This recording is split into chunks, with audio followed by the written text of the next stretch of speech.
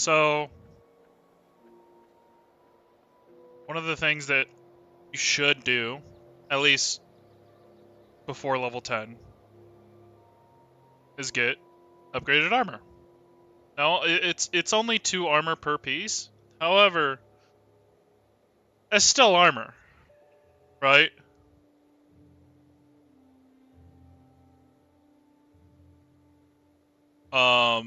Which is important. So,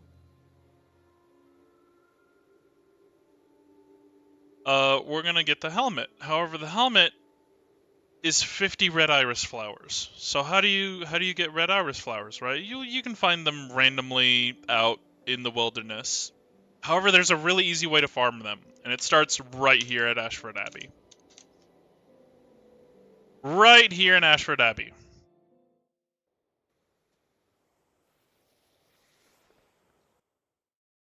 So we're going to walk out of Ashford Abbey, walk back into Ashford Abbey, and then walk out again.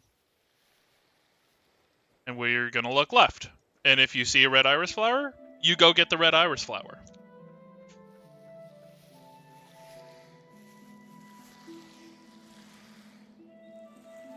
And then you slash resign.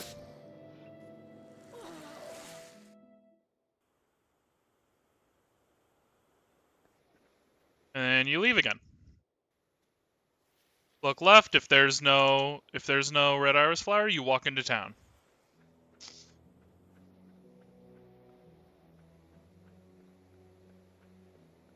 You just walk.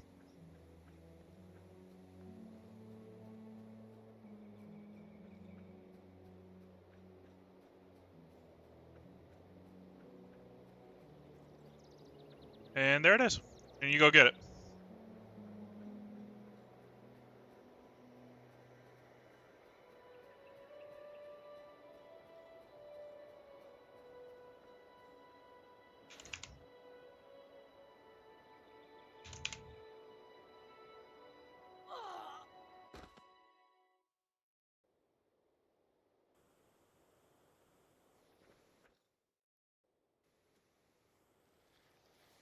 You just keep doing this until you have 100 red iris flowers. You only need 50 for the helmet. Yeah, and you need another 50 for a small equipment pack, which you're going to want to get because small equipment packs cost 2.5 plat.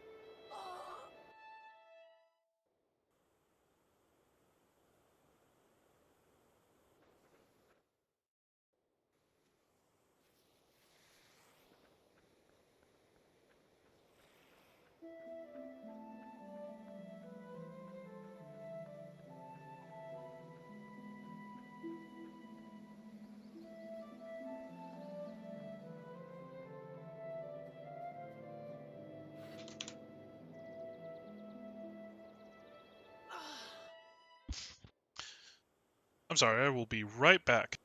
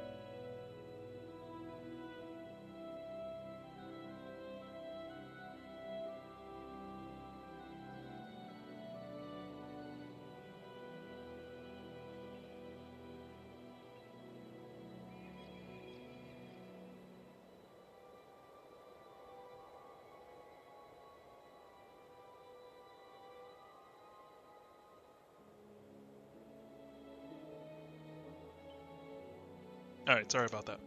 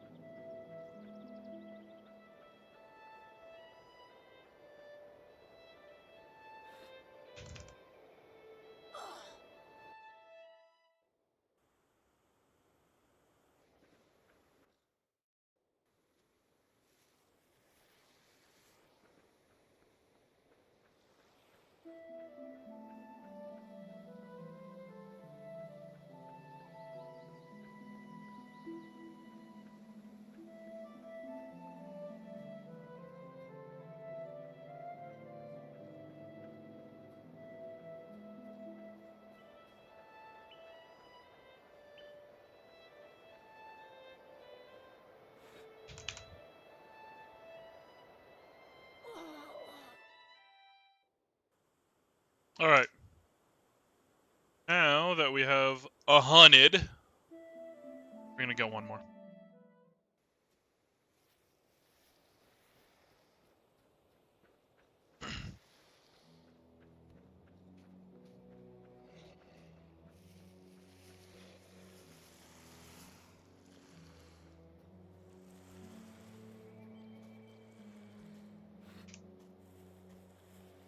Now that we have 101, we're gonna take a trip to Fort Rannoch, which you can walk to from Ashford Abbey to Regent Valley, through Regent Valley all the way up to Fort Rannoch.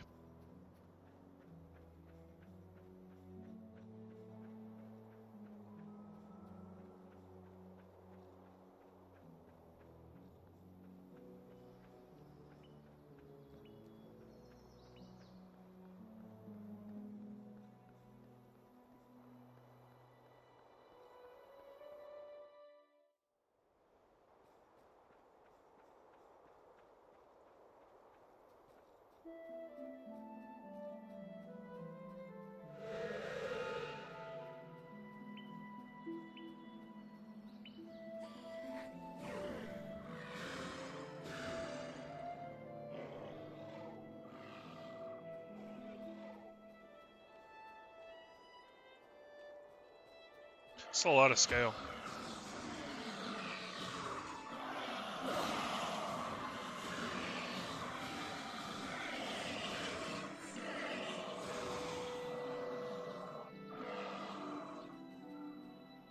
So, anyway.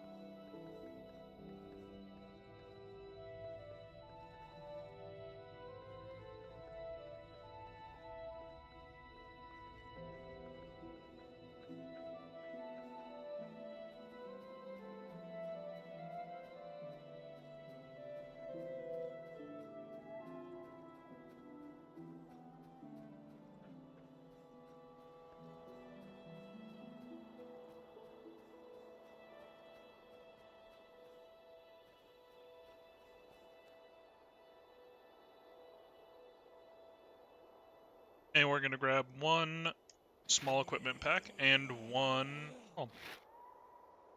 Did it.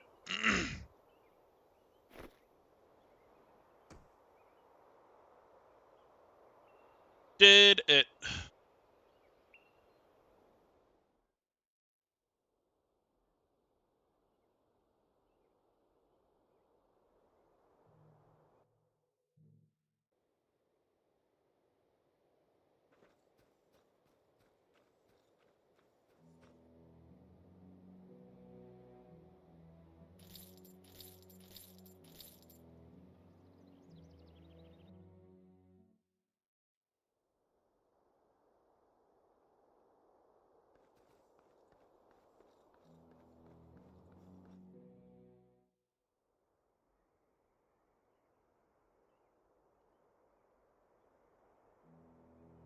And now, because we have the small equipment pack, we have a nice place to store all of our valuable weapons and armor.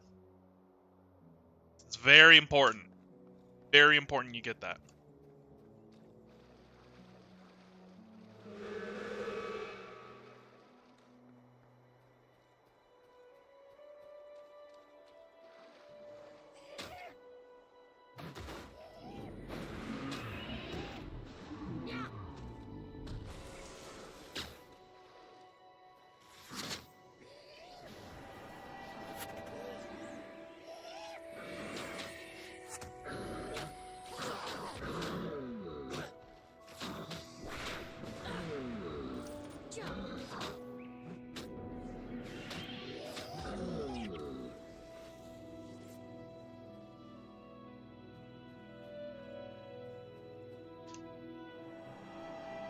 1/3 of...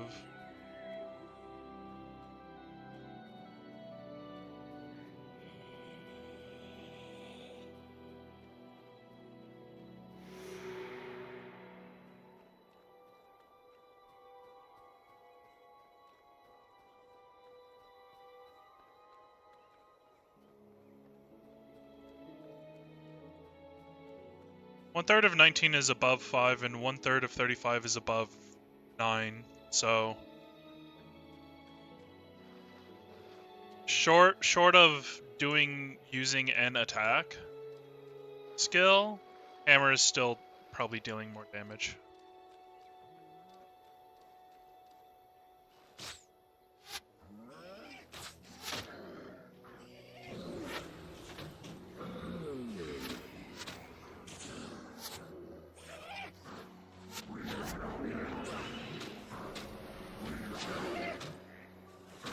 Yeah, so these Grawl Crones don't actually do anything if you don't use an enchantment, I believe.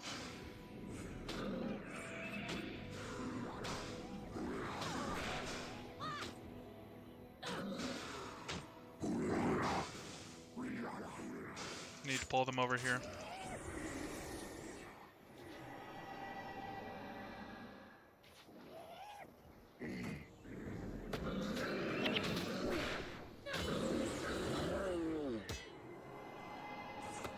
There we go.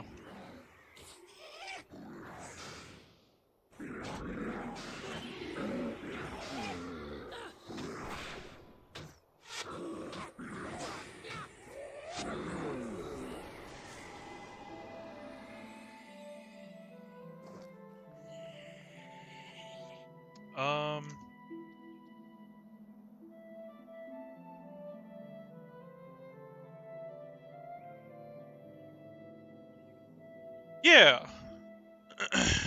So, Grawl Crones have Chilblains, Plague Signet, and Signet of Agony.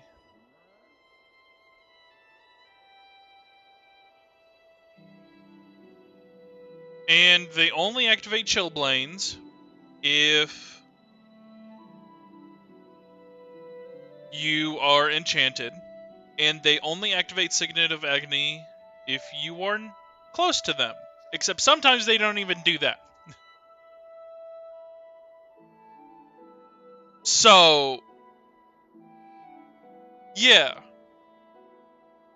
Very interesting.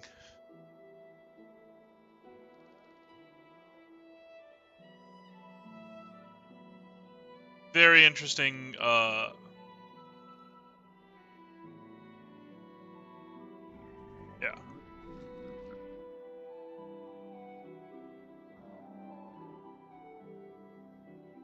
And then Grawl Fighters only have 2 skills, Hammer Bash and Victory is Mine. So Hammer Bash is Hammer Bash, obviously. And then Victory is Mine is a shout where they gain health, energy, and energy for each condition suffered by target foe.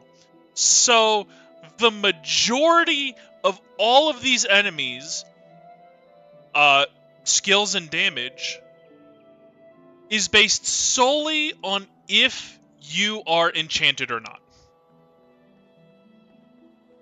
If you are enchanted, they're going to do things and it is going to hurt.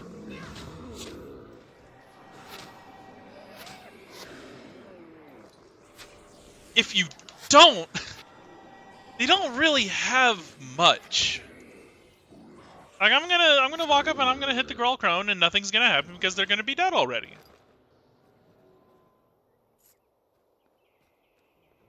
Like, let's see if one of the crones that we end up fighting against actually ends up using Signet of Agony.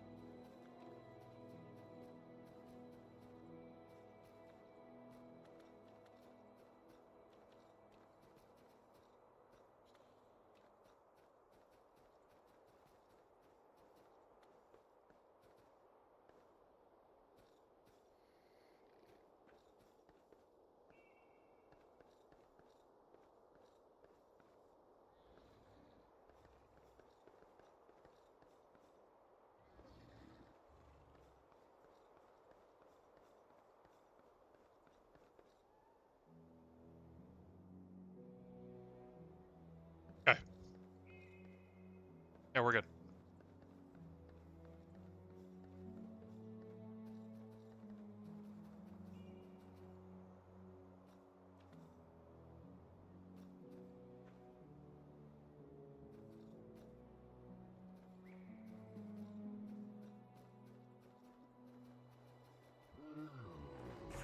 Ironheart.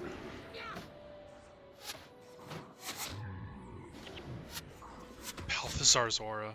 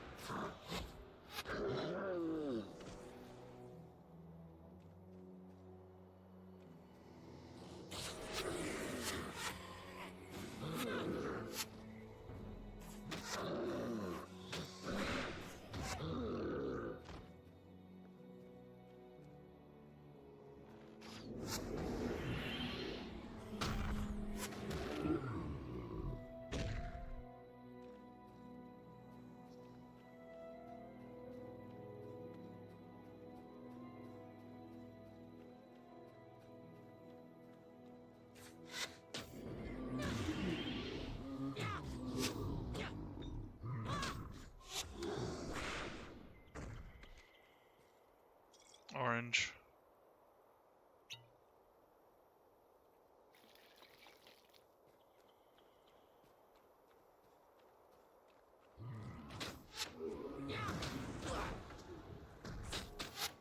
So neither of these are iron boots.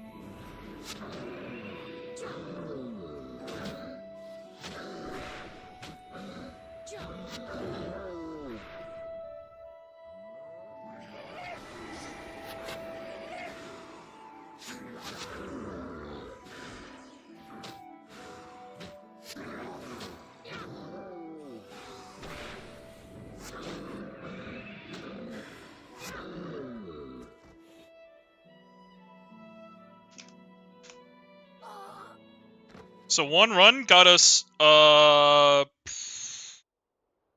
than halfway through level 7. Let's go. Do I want to use swords or axes?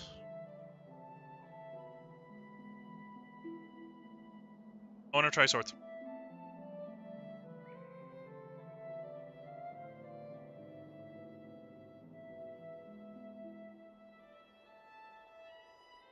I want to use a sword.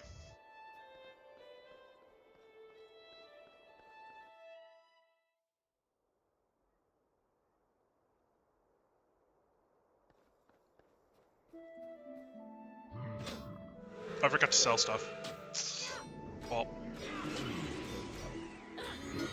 Yeah, see, I'm dealing damage. I'm doing damage. Doing damage. Your damage does scale with however many points you have in your thing.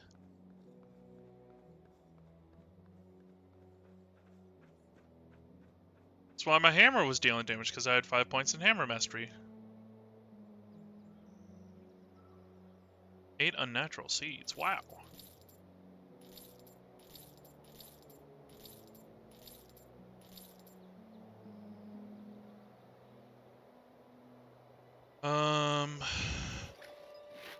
Highly salvageable. Fuck. Sell the wood. Bye. Armor plus 7 versus trolls. Well, that's unfortunate. Energy plus 4 while health is above 50%. Wow.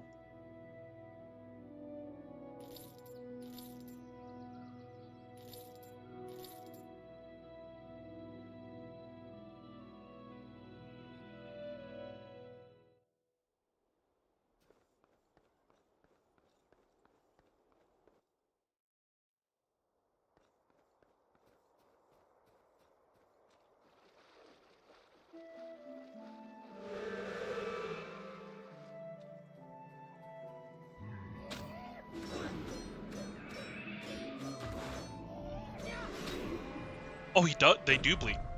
Amazing. Love to see it.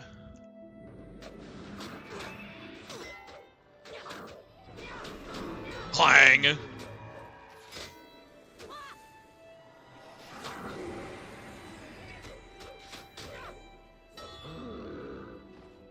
Clang.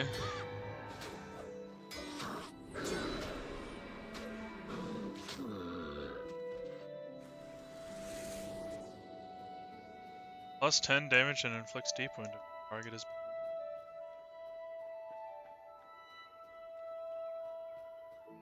Good old swordsmanship bread and butter. Honestly. It really sucks that they have this random thing of like, oh, this enemy is a zombie? It doesn't bleed. Oh, this enemy's a ghost, it doesn't bleed. And it's like, well, you've just lost a grand majority of your damage.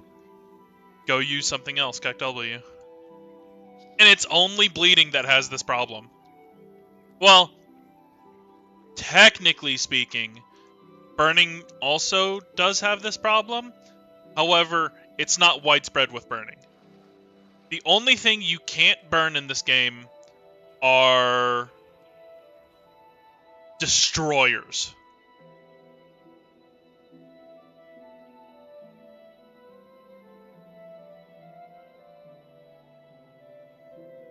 Burning spirits, flowstone elementals, magma blisters, magmas, char effigies, and all destroyers have burning immunity. Which is literally just like, they're all on fire.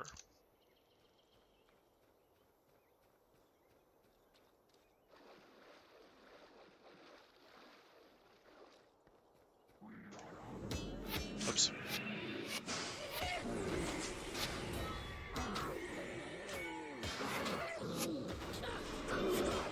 And back here.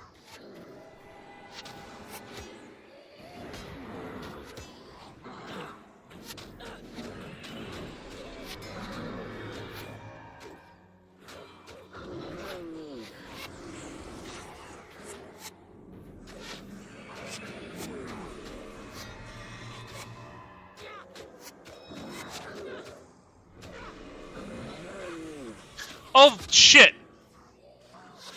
They have Plague Signet. If I put bleeding on them, they'll just use Plague Signet. Alright.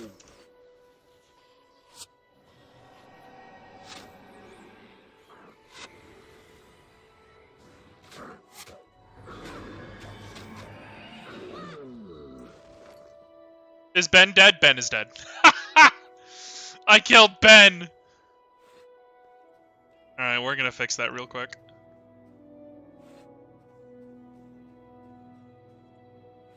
Yeah, I killed Ben by using Sever Artery on a fucking crone. Whoops. Oh well. The axe will just deal more damage anyway.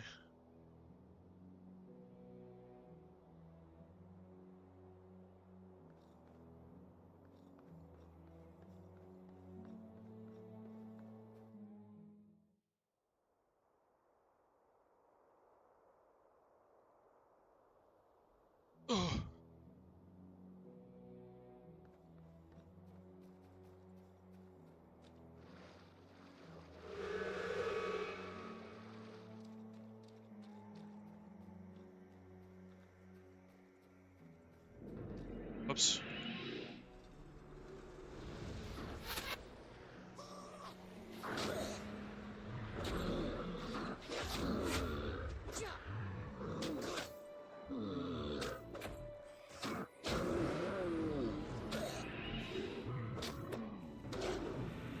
Holy crit! No wait, that was 63. That was probably just a flare from the fire imp. No way this dealt that much damage.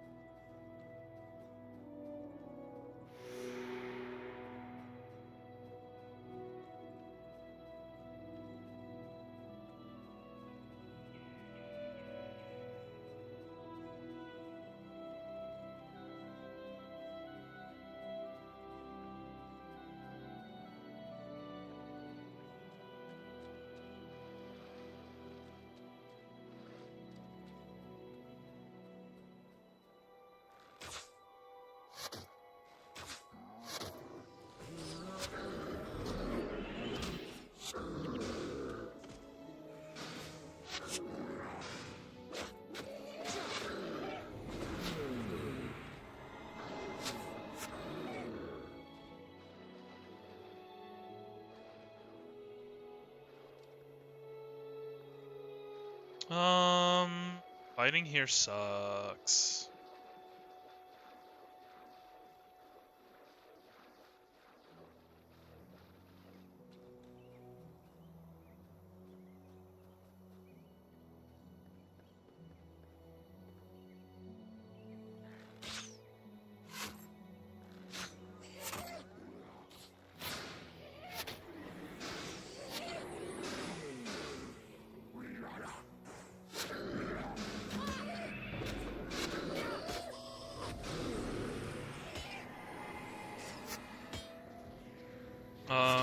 Nope.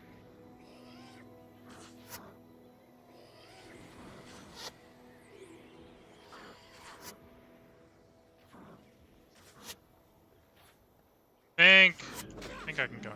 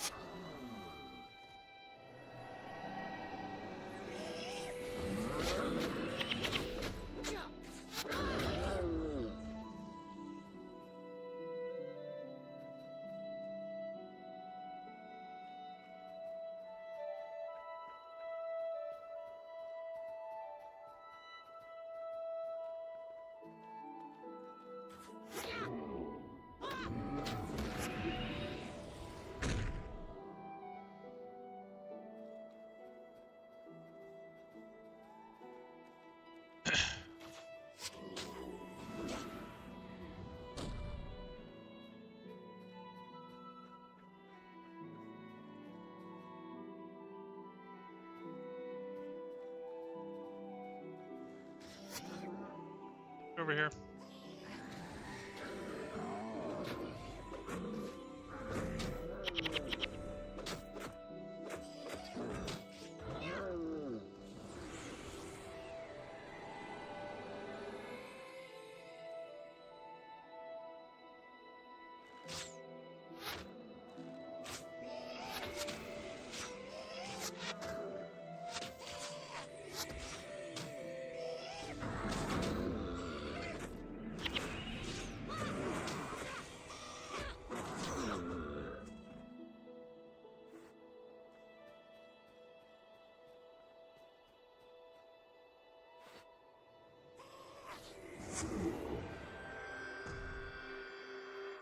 Level up! Let's go!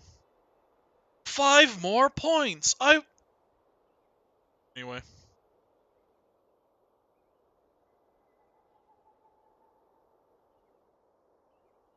I wonder what I can put them in. Not Axe Mastery. Or Tactics. The two things I'm putting points into. Heck W.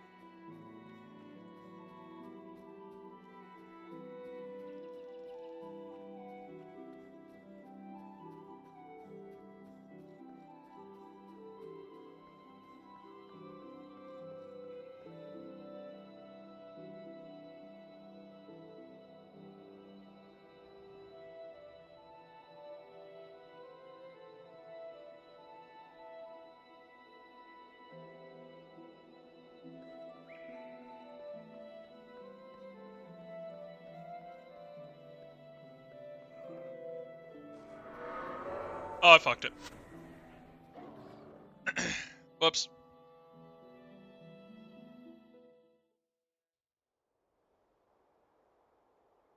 I got a little too close. I wasn't paying attention. Unfortunate.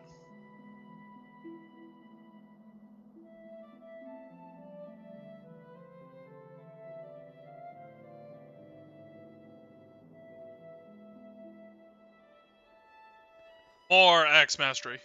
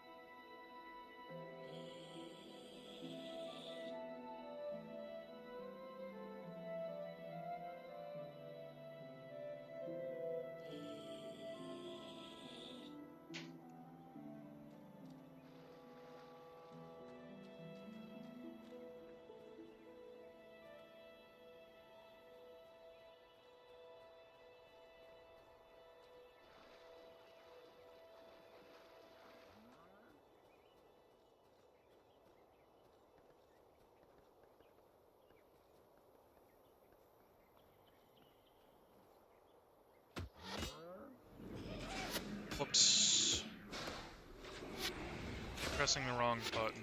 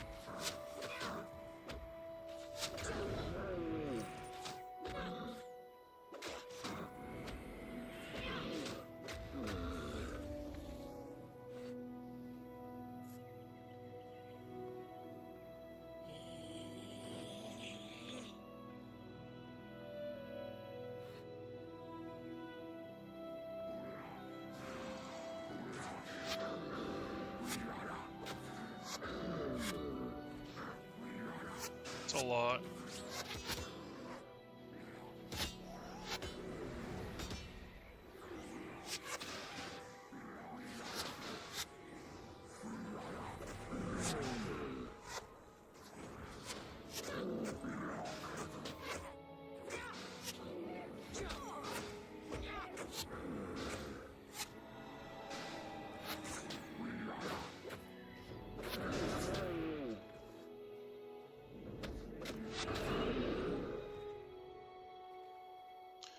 6, 8. Wow. Okay.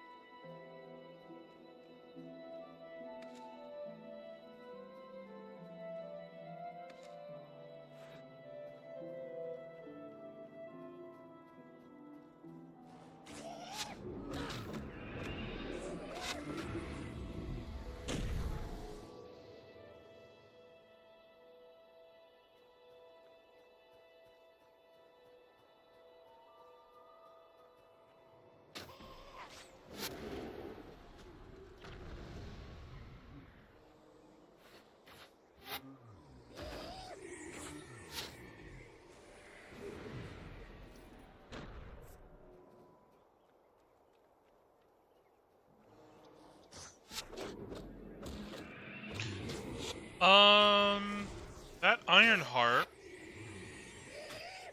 did not have Pre-Searing AI.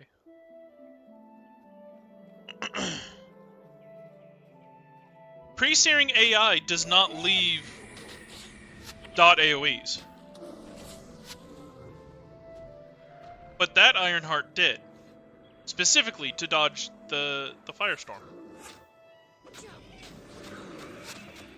Aw.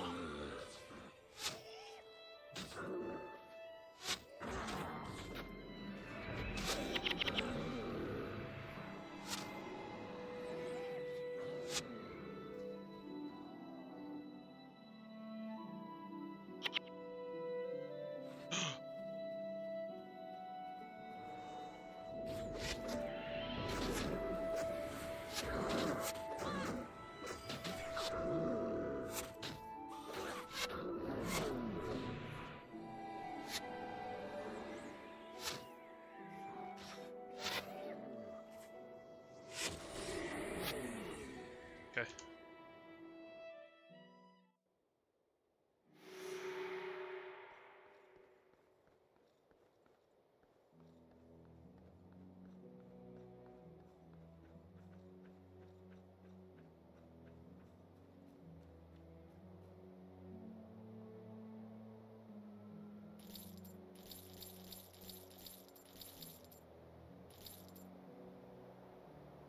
Ditto.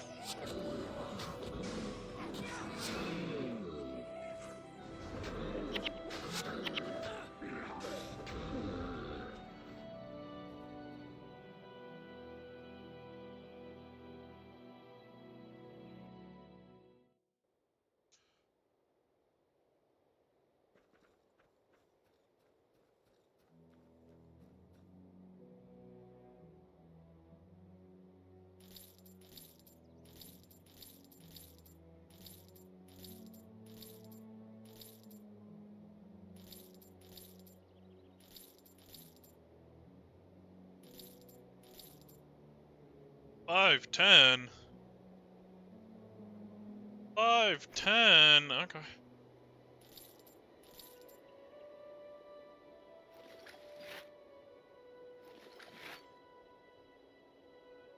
Damn. Yeah, there's probably something I can check out real quick.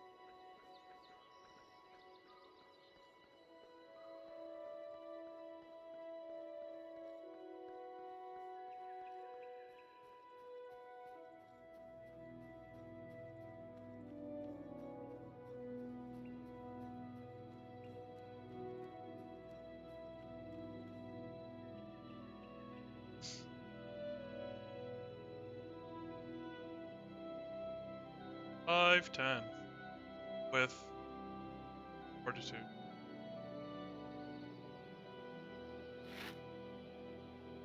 Blade is pretty dang good. It's really good. The armor plus 5 versus charge doesn't work though, unfortunately.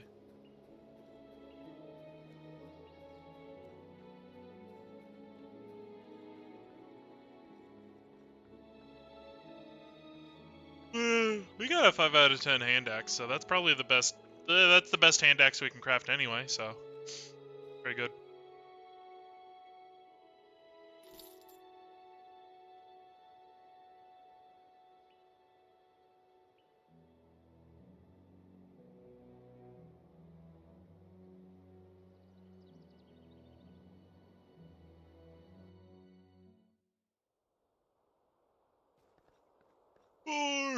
Or I have a sword now. More.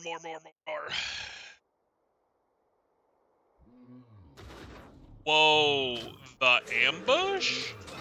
Hello?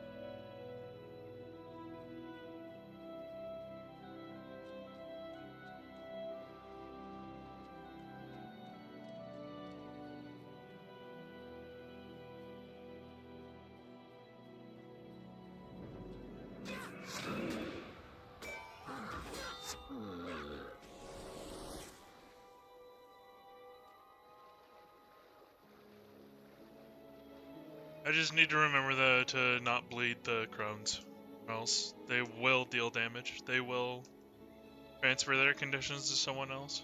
They will double that shit and pass it off to the next person.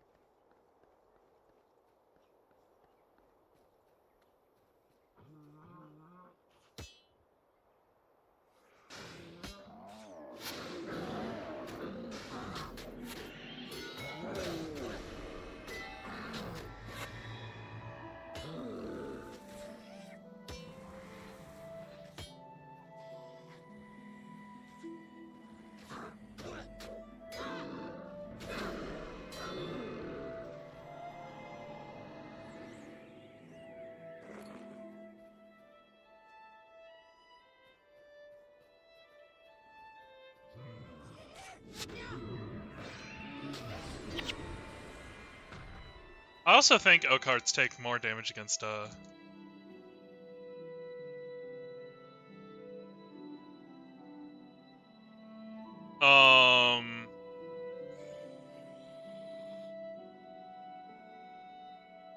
extra damage against slashing specifically. If only we could figure that out.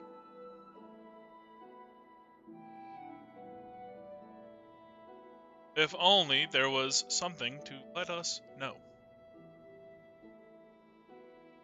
Oh yeah, they take double damage versus slashing and fire. That's crazy.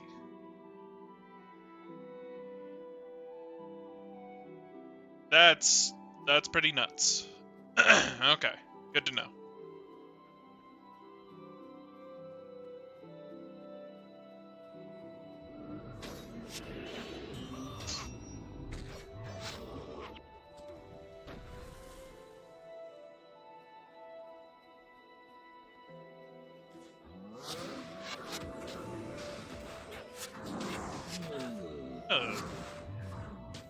I'm gonna get trapped? What? What was that?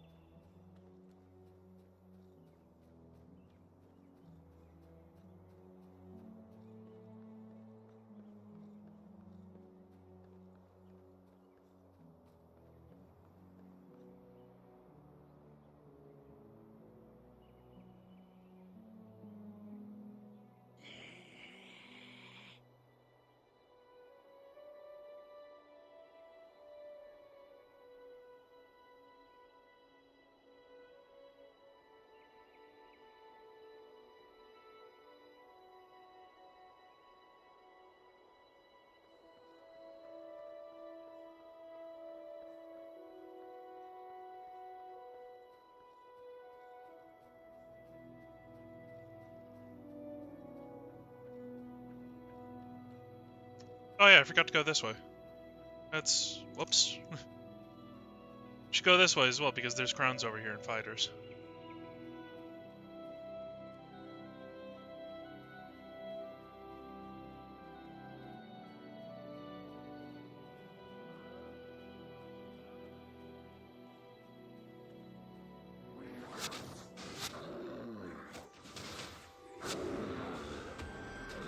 Level up. Alright.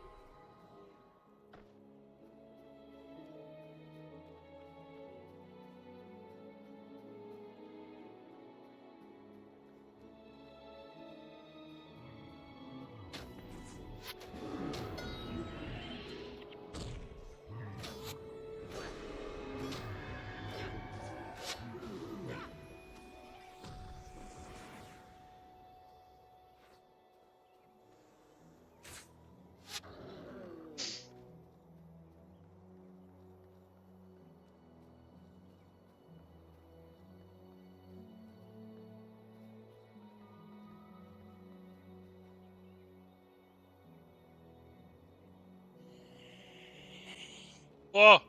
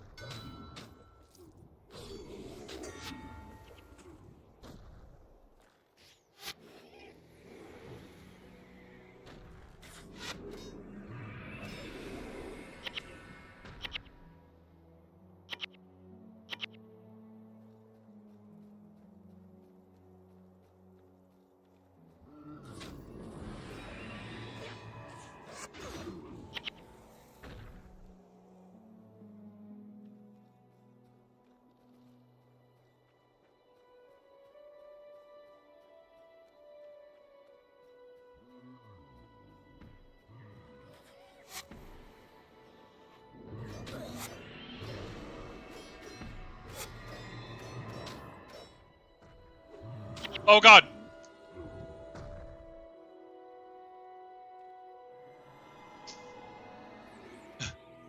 When I realized there was Balthazar's aura, I was like, oh, I just killed myself. 8 health.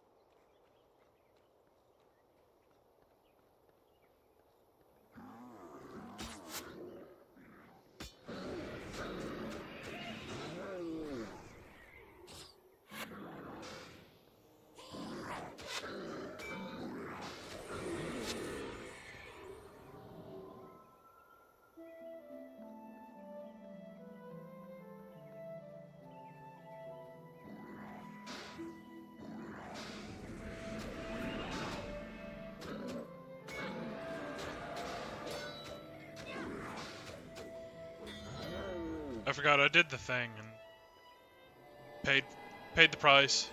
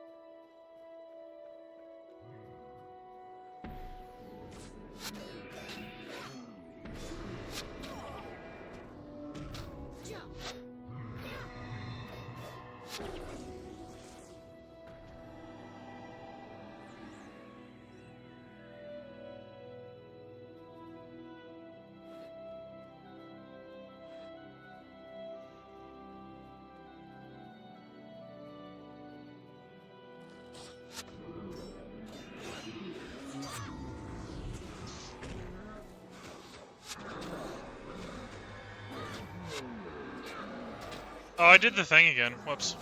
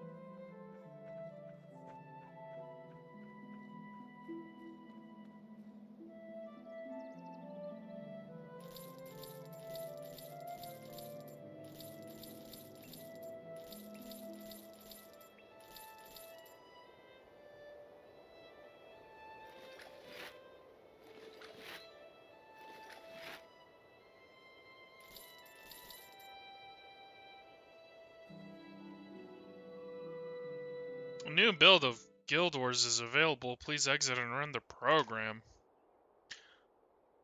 Bruh.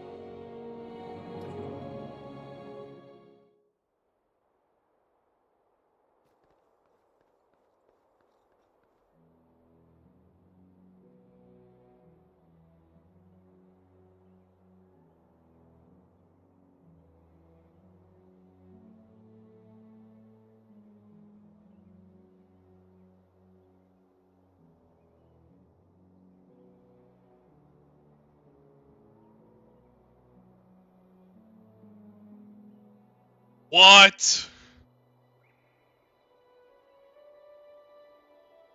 What?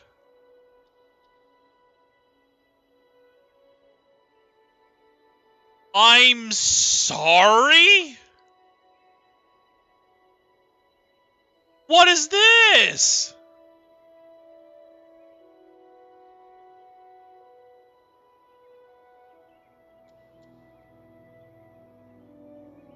One is a skill update and the other is that we are going to start rolling out the Steam-based in-game store.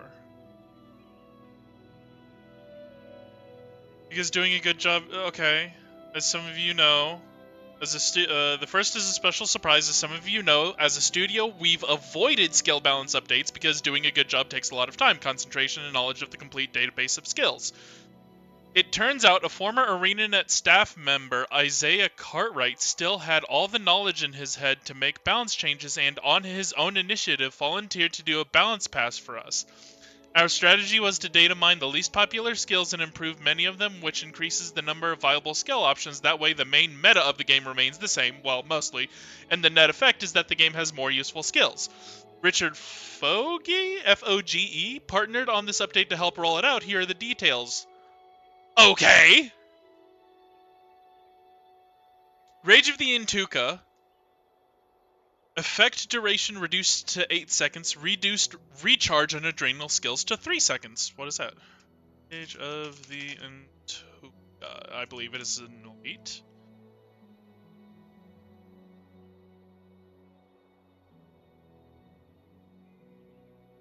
For 8 seconds, whenever you use an adrenal skill, that skill recharges for 3 seconds. Right. What was it before? Oh, that doesn't... See, it's skill history for details. For 10 seconds, adrenal skills have a 5-second recharge when used. Okay, so that's just... Okay.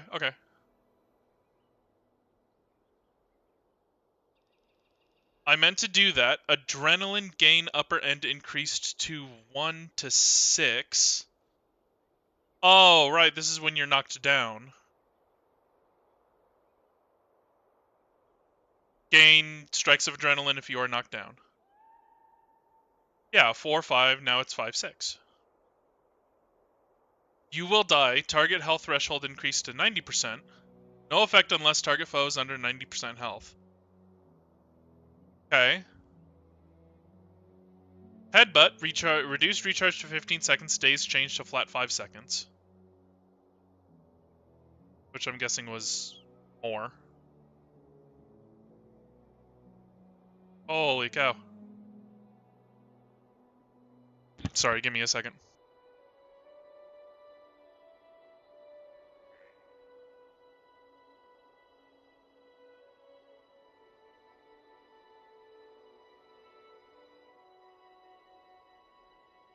Okay. Charging Strike increased upper bounds of next successful melee hit damage to 10 to 90? Instead of... Oh, wait, what? Of next successful melee hit damage to 10 to 90.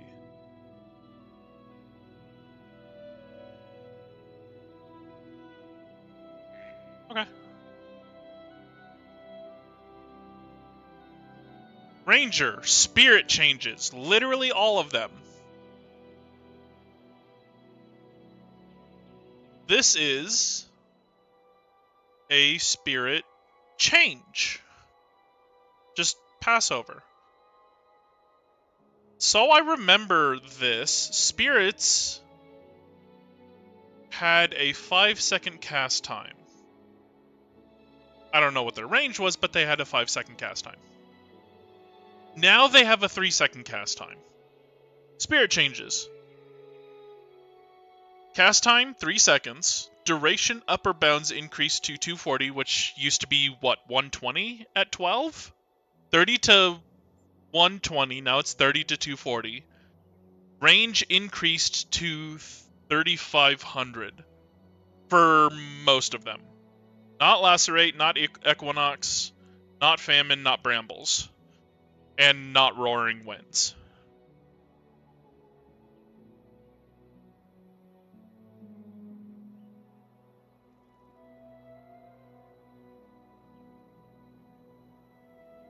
Its range.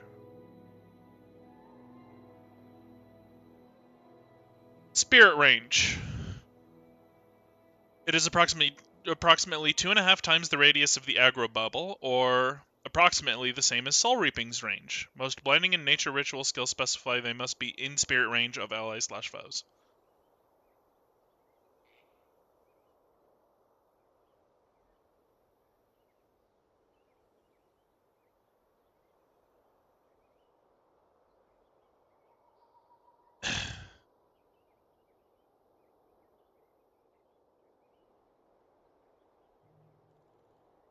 Okay.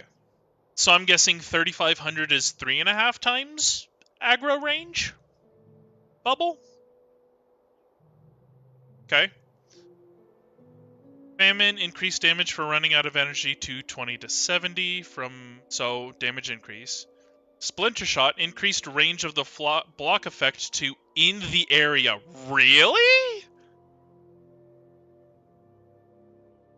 No shot. Okay. That's pretty good. That's really good, actually. Holy cow.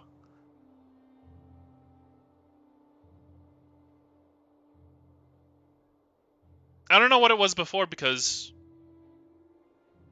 Yeah, near your target. Okay. Yeah, if it was the same as this says near your target. Oh, this is different. This is a different skill altogether. Okay, anyway, being buffed to in the area is pretty huge. It's a huge buff. Practiced stance increased upper bounds of preparations. Duration increased to 30 to 300%. Marksman's Wager reduced cast time to 1 second, which is really good for a preparation because preparations all had a cast time of 2 seconds. Wow. I was swagging on Marksman's Wager Rangers in the Crystal Desert with my Ranger, because Marksman's Wager had a 2-second cast time. And I had interrupts. Arcing Shot increased upper bounds of damage to 10 to 35, reduced recharge to 3 seconds. I'm guessing from like 5. I'm guessing it was 5. I'm going to assume it was like 5-second recharge. Wait, Arcing Shot is actually not bad? This arrow moves 50% slower. 5 energy, 3-second recharge for an unblockable high damage arrow that is slow. Marauder's Shot decreased energy cost to 5 from 10, increased damage to 25 to 55, non-attack skills disabled for 5 seconds. I believe that was 10 seconds? 10 cost 10 seconds for less damage. Wow, okay. Monk elites are so good we need to buff other elites to see any play. Divert hexes removes 1 to 3 hexes. For each hex removed, target ally loses 1 condition and gains 75 health. Okay. I don't know what it did before. Skill revision history. 10. Now it costs 5 energy. Yeah, reduce cost to 5 energy, mark of protection, reduce cast time to 0.25 seconds, reduce recharge to 15 seconds. Wait. If I remember this used to have a 45-second cooldown.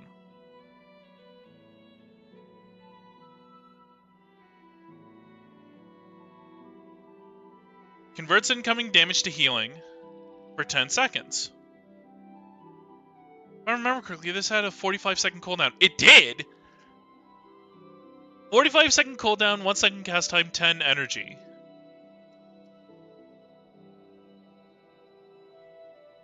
And now that shit's at 15. With a quarter-second cast time. That's really good.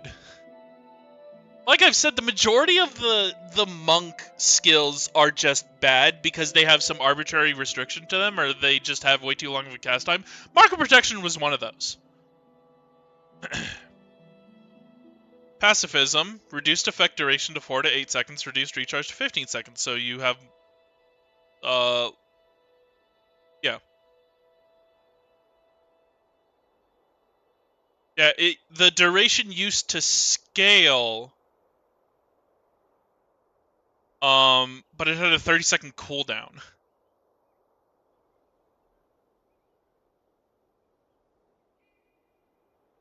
Now it just says 8 across. Reduce effect duration to 4 to 8 seconds. Reduce recharge to 15 seconds. Okay.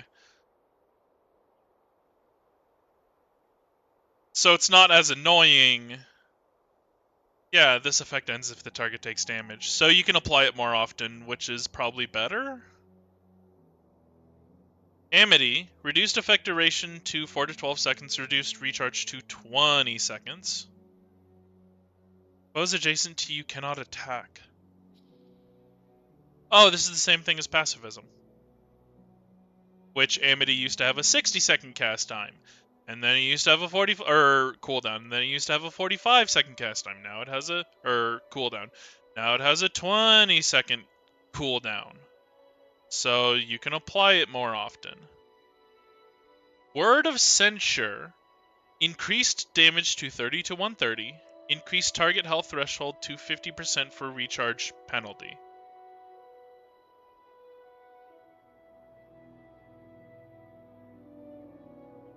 Isn't that an insane buff?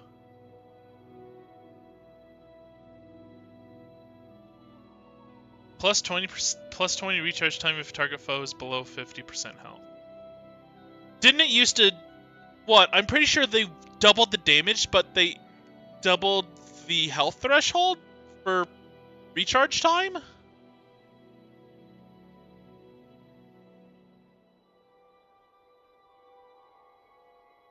Boon Signet. Increase the next healing or protection spell that targets an ally heals. Increased next healing or protection spell that targets an ally heals for additional health to 20 to 100, reduced recharge to 6 seconds.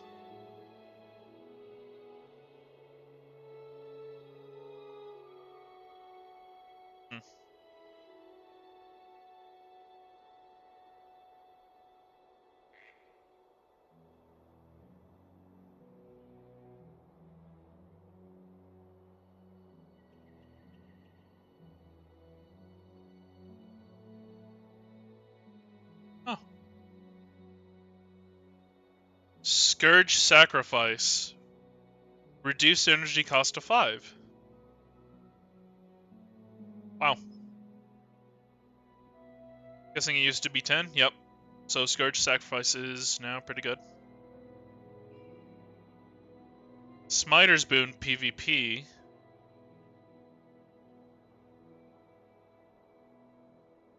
Has a PvP only version. Yeah.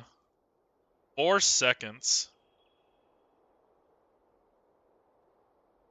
Isaiah Cartwright explained the process of him and James Finney nerfing the skill.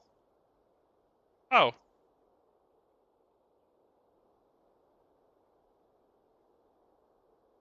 Skill Isaiah's Balance is a direct reference to this nerf. Oh my god, Smiter's Boon in PvP is insane. 25 energy cost, quarter second cast time, 90 second recast time, lasts for 4 seconds. CAC W. Your smiting prayers have doubled Divine Favor healing bonus.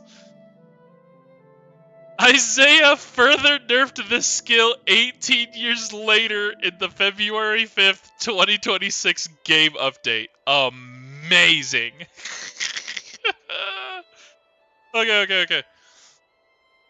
Mesmer. Feedback. Reduced cast time to 1 second. Wait! Oh no, that's different. Okay. It's not backfire, it's feedback.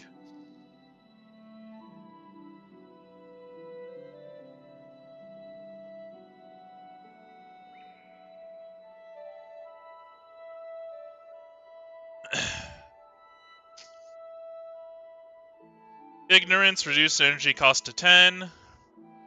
Okay. I believe this used to be 15? Yeah, 15. Now it's 10. Fevered Dreams, both versions. Reduced energy cost to 5, reduced cast time to 1 second. That's really good. That's really good. It used to be, I'm assuming it was 10 and 2. Yeah, 10 and 2. Now it's 5 and 1. That's really good for Fevered Dreams builds. Hypochondria, reduce cast time to 0.25 seconds. Transfer all conditions from all foes in the area to target foe. Reduced energy cost to Hex Eater Vortex. Reduced energy cost to 5 energy. Reduced cast time to 0.25 seconds. Increased conditional AoE to in the area. What? Removes 1 hex from target ally. Removal effect deals 90 damage and removes 1 enchantment from foes near this ally.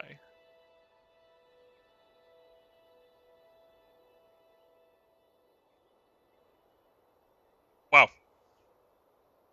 Persistence of memory. Reduce energy cost to 5. Your interrupted spells recharge instantly. Yeah, okay. Confusing images. Reduced cast time to 1 second. Target foe takes twice as long to activate non-attack skills. CAC W. Shared Burden. All versions. Increased size of AoE to in the area, which is a huge buff. Because it used to be... I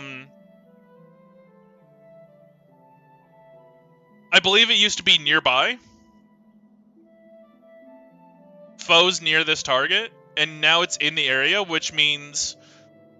doing Gwen's story is going to be much easier because it becomes that much harder to fail on the char section, on the slowing char section.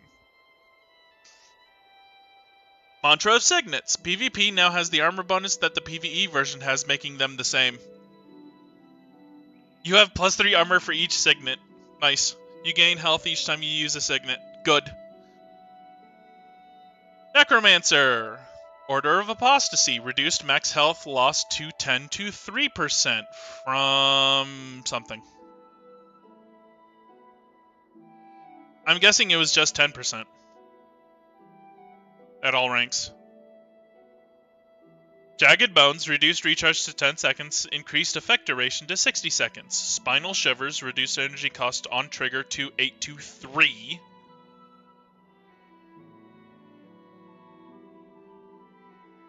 Okay. Oh, it's a hex spell. Okay. Jaundiced Gaze. Reduced energy cost to 5. Increased upper bounds of effect duration to 1 to 20. Ulcerous Lungs. Reduced energy cost to 10. Reduced cast time to 1 second.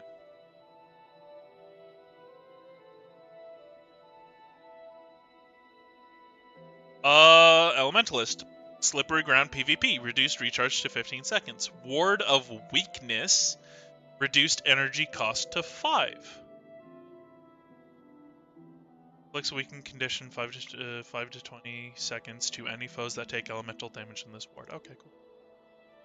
Magnetic Aura. Increased upper bounds of effect duration to 1 to 8 seconds, which used to be 1 to 5. Now it's 1 to 8. Nice. Yeah, it used to be 5, and now it's 8.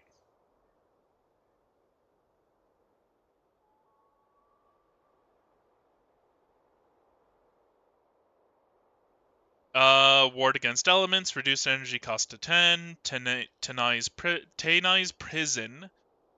Increased upper bounds of effect duration to 1 to 8 seconds. Right, that's the water magic hex. Okay. Ether Renewal PvP. Increased effect duration to 10 seconds. Each time you cast a spell, you gain 3 energy and each enchantment on. Energy Blast. Reduced energy cost to 5 from 10. Swirling Aura. Duration changed to 3 to 7 seconds, which I believe it used to be 1 to 5 seconds? No, just 5 seconds. It was just 5 seconds. Now it's 3 to 7. Okay. And Mind Freeze PvP. Increased upper bounds of conditional damage to 10 to 60. Assassin. Shadow Meld. Reduced energy cost to 5. Signet of Twilight. Reduced cast time to 1 second. Moves 1 enchantment for each hex on target foe. Okay. Shadow Meld is... Oh. Shadow Step target ally and effect return to your original location. Count self-target. Okay. Shroud of Silence. Increased upper bounds of effect duration to 1 to 6 seconds. Target foe cannot cast spells. Exposed Defenses. Reduced energy cost to 5 seconds. Target foe cannot block your attacks. Siphon Strength. Crit chance increased to 50%.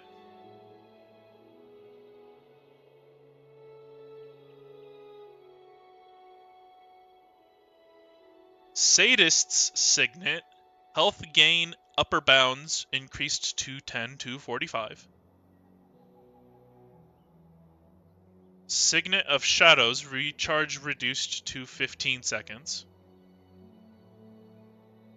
Deals 60 more damage if target foe is blunt. Dark Apostasy. Energy loss changed to 10 to 3.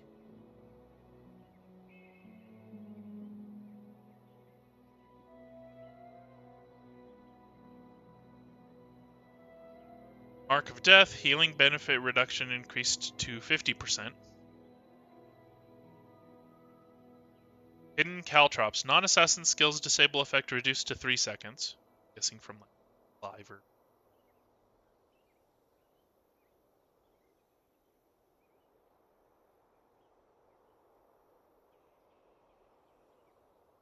Okay.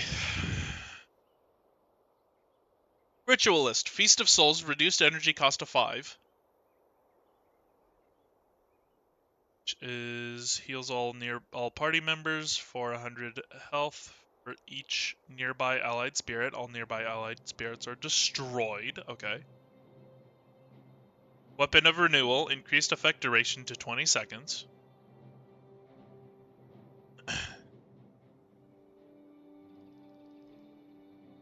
Wielder's Zeal. Reduced energy cost of 5. Increased upper bounds of effect duration to 10 to 40.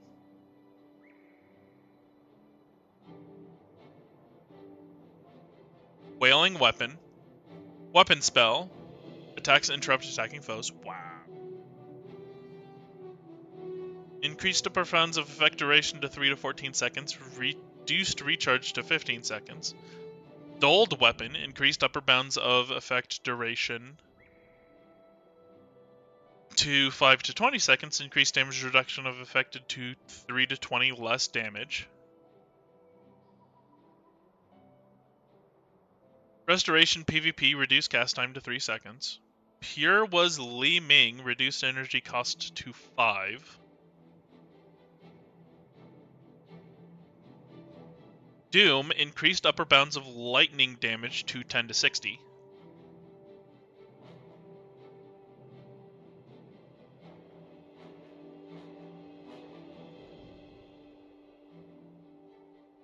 Ghostly Haste. Increased upper bounds of effect duration to 5 to 30 seconds.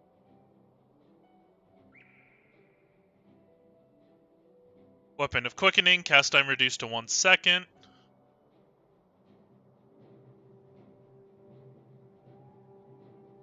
And Consume Soul. Cast time reduced to 0.25 seconds.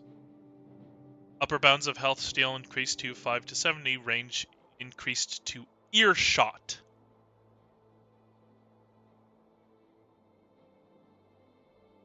Wow.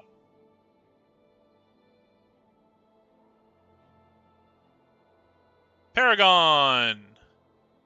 Song of Power. Reduced energy cost to 15. From what? 20? Chant. Allies in earshot gain +4 energy regeneration. Ends when using a skill. Okay. Purifying Finale. Cast time reduced to 0.25 seconds. Recharge reduced to 5 seconds. Target ally loses 1 condition whenever a chant or shout ends on that ally. Cannot target spirit.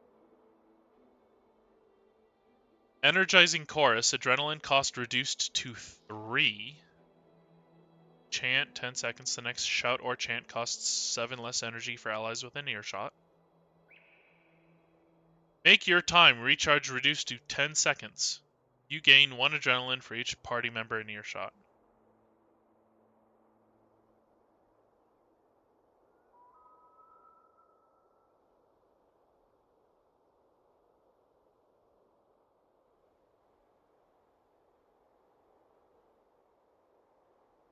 Song of Purification. Adrenaline cost reduced to 3. Upper bounds of skills used remove 1 condition increased to 1 to 6 skills.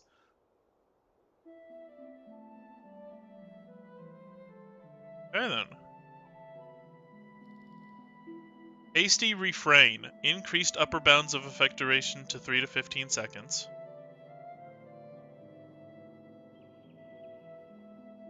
Echo. Target ally moves 25% faster. Renewal every time a chant or shout ends on this ally. Anthem of Guidance. Adrenaline cost reduced to 2. Each chant, 10 seconds. Party members in earshot are unblockable with their next attack skill. Inspirational Speech. Upper bounds of ally adrenaline gain increased to 1 to 8. Cannot target self, you lose all adrenaline. Target ally gets 1 to 8 strikes of adrenaline. Angelic Protection. Lower bounds of incoming damage per second threshold decreased to 250 to 80. Each second that target ally takes damage over 250 to 80, that ally is healed for any damage over that amount, cannot self-target. Leader's Zeal. Upper bounds of energy gain increased to 2 to 4. You gain 2 to 4 energy, maximum 8 to 12 energy for each nearby ally. Energizing Finale. Upper bounds of energy gain increased to 1 to 2. Echo, 10 to 35 seconds. Target ally gains 1 to 2 energy whenever a shout or chant ends on that ally. Okay. And Dervish. Winds of Disenchantment. Reduced energy cost to 5.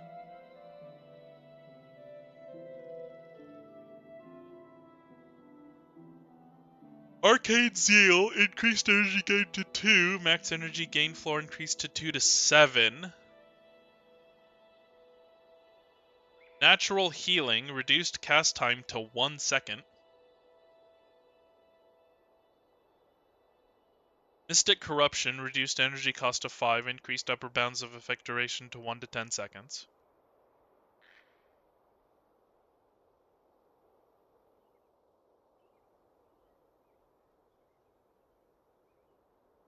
Eben Dust Aura, increased upper bounds of earth damage to 3 to 30. Eben Dust Aura. Featherfoot Grace, condition expiration speed increased to 50%.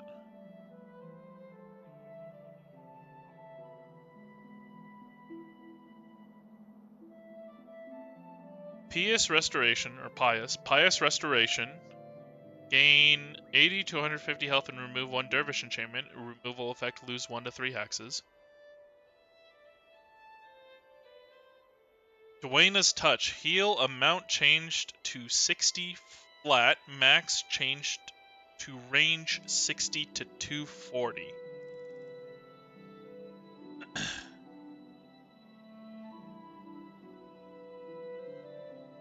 Heals for 60 for each enchantment on you, maximum 240. Test of Faith, reduced adrenaline cost to 5. Upper bounds of cold damage increased to 15 to 75. Touch spell deals 75 cold damage, removes 1 enchantment. Target foe is dazed for 4 seconds if that foe is not enchanted. Okay. Signet of Pious Restraint, PvE version. Recharge reduced to 10 seconds. Conditional AoE increased to in the area.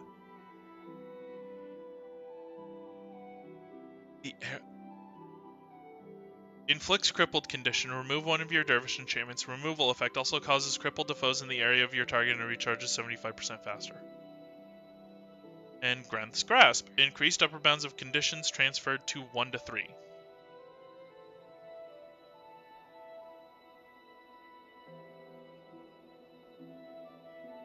And then 60/60 exploit. A bug in the PvP equipment panel allowed for non-PvP items to be customized, and in some cases would apply item upgrades that were incompatible with the customized item. This resulted in items being created that couldn't be obtained through natural play.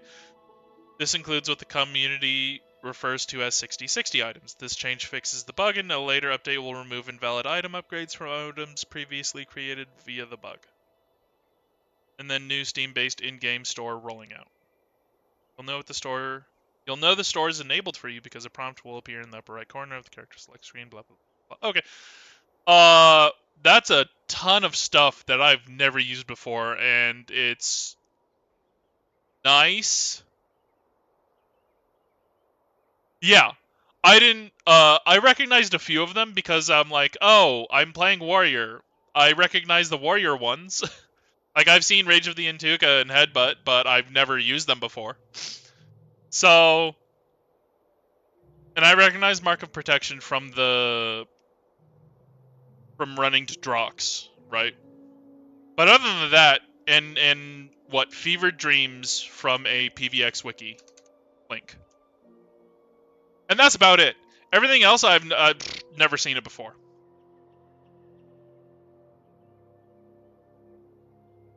So, it's actually kind of cool that they're starting off by just buffing completely lackluster skills. Instead of like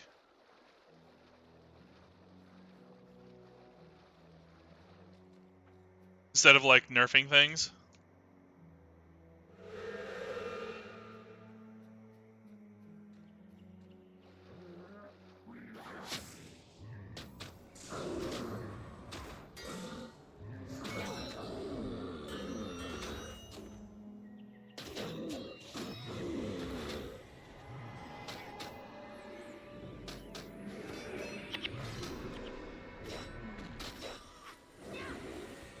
They won't nerf things. Player base, I don't think, is large enough.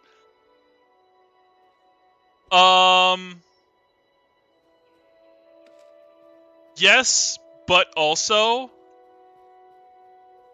I don't think that's a consideration. Because they did actually nerf one thing in that entire thing, and it was Smiter's Boon in PvP. Which is just a hilarious nerf because that skill is so...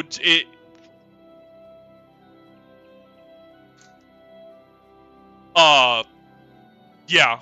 I don't know why that skill is being used, but there must be like some crazy combo that's like, oh, if you use Smiter's Boon here, then you can like do something crazy in PvP. I don't know. I wouldn't know. 25 cost skill for a 25 cost skill on a 90-second recharge that doubles your divine prayer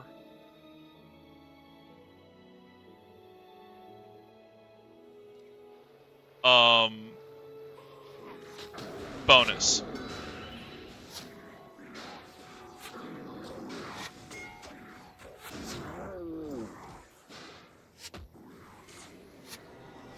You've had a meta for like 15 years. I don't see them nerfing meta builds in the player bases like core guild or joint community that's been playing for 20 years and a tiny handful.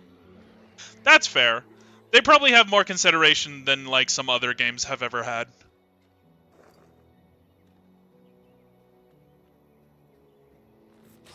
Because I know there's one game where it's just like watching them over the last 10 years, it's like, oh, this is the same like handful of changes that we've seen repeated over and over and over again. Like, and copy pasted. Over and over and over again. And like, that's a game that people thought was like at the peak of like esports at one point.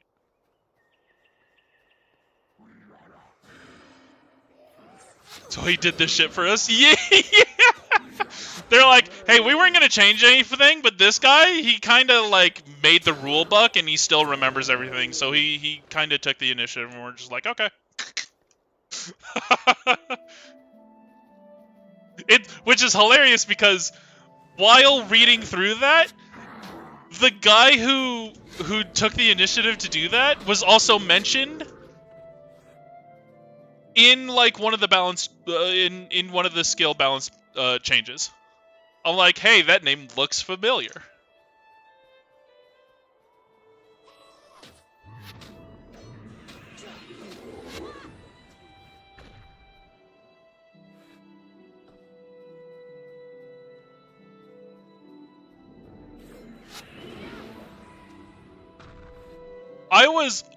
I was kind of hoping for like a when I saw that, I was like, man, I wonder if they changed Battle Rage. Probably not.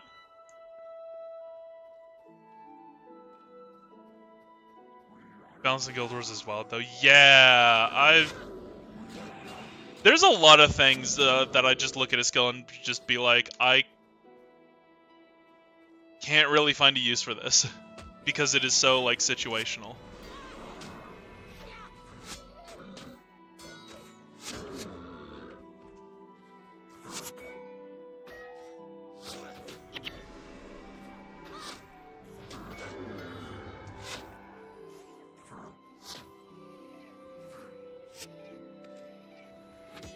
Like, a lot of monk skills is just like, why would I ever use this? It's like, it's too specific. All the enemies, they may fuck up in doing so.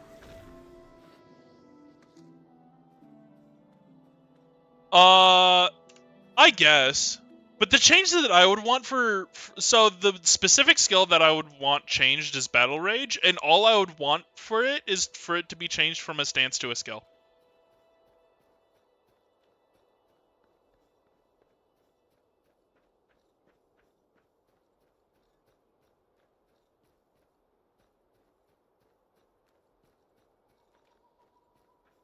Partially why Frostgate bonus was so hard for so long is because they buffed a couple monk skills and didn't think about the 4 to 5 monks stacked on top of each other, lol. Frostgate is... what is that?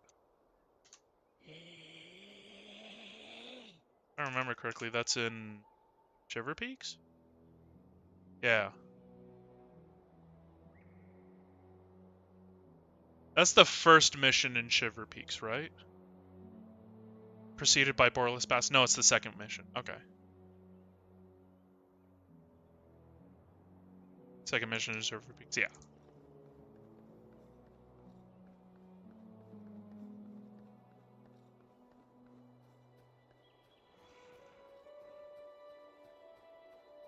I can understand that.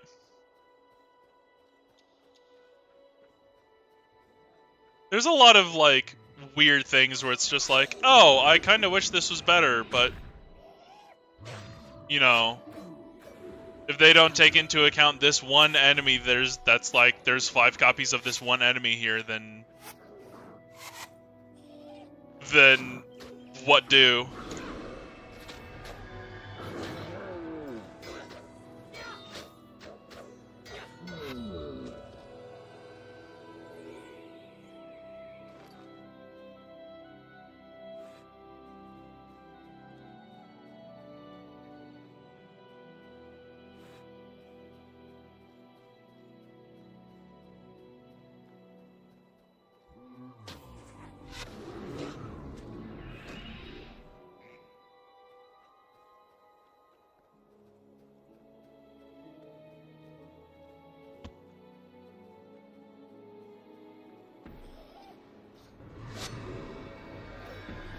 No, when I was...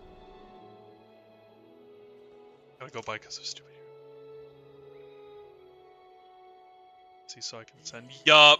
Actually, you know what? You know what's easier than ascending in Prophecies? Going to friggin' Tanakai Temple in Kantha.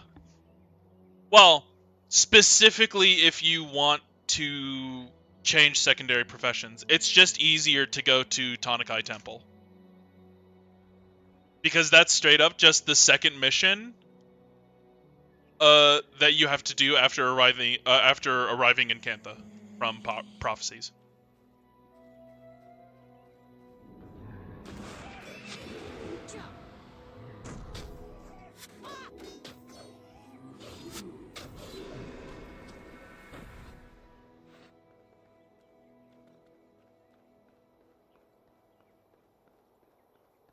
Had to be primary campaign? Not specifically, no. I do it all the time.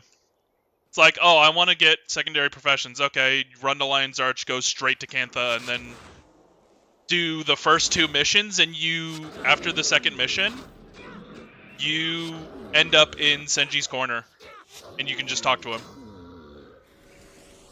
That's Sanctum K. Yeah. Yep.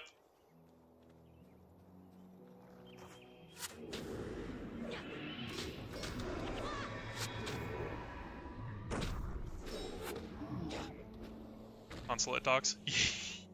Yeah.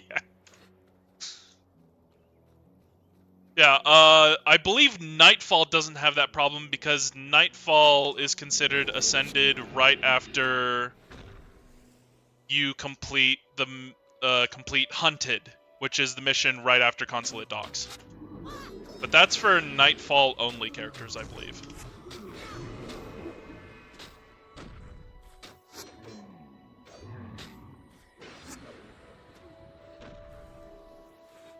Is it not that bad?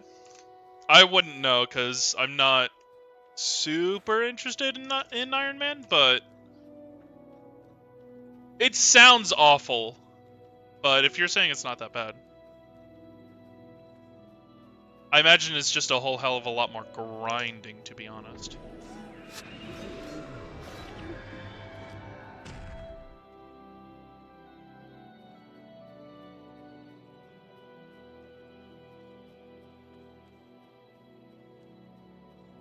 Oh, that's pretty good.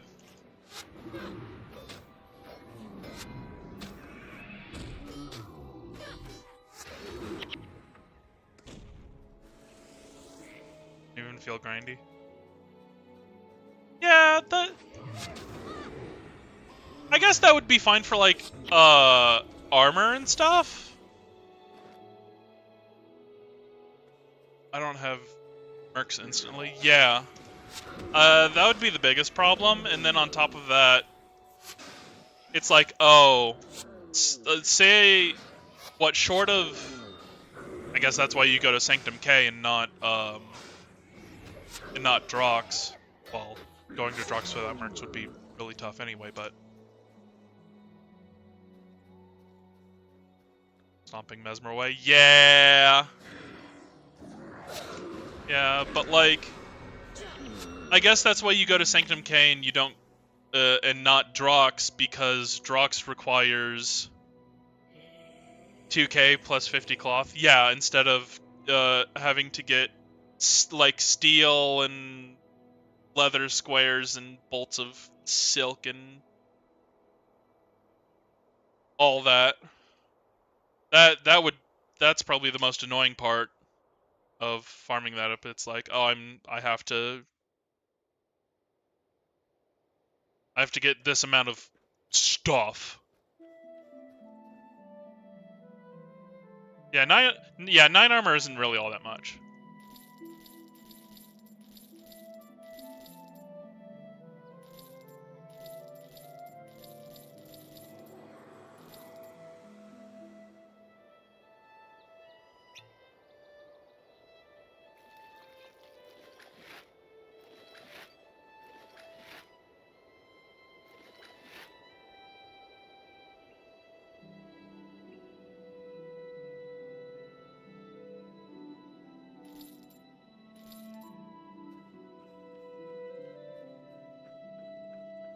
Oh, true! I forgot about collectors. The only thing that you can't do with collector armor is inscribe it, right?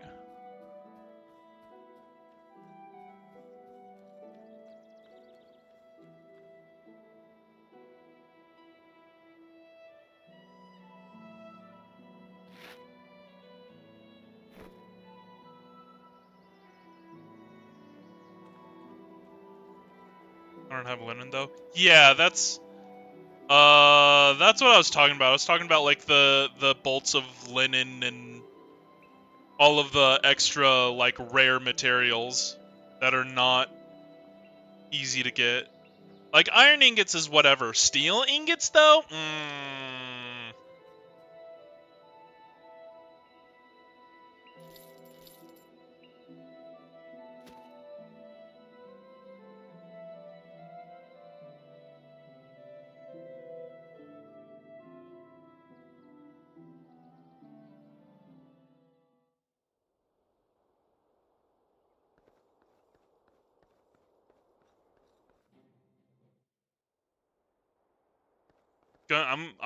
I know me. Oh, fuck.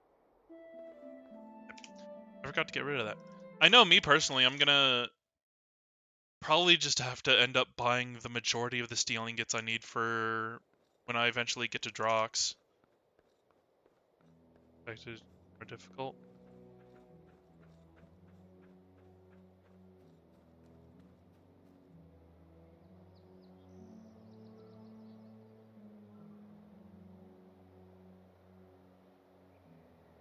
It's probably one of those things where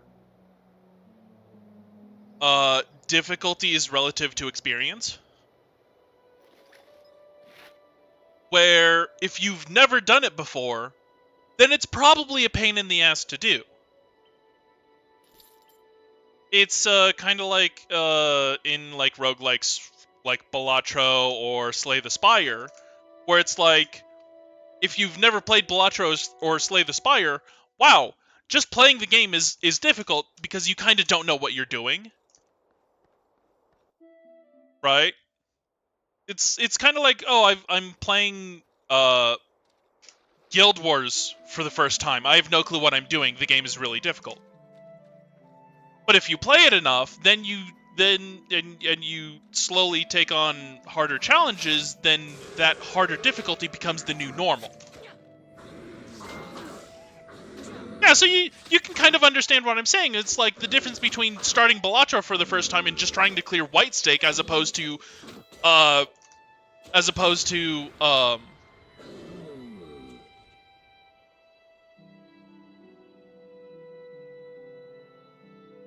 it hasn't been much of a difference.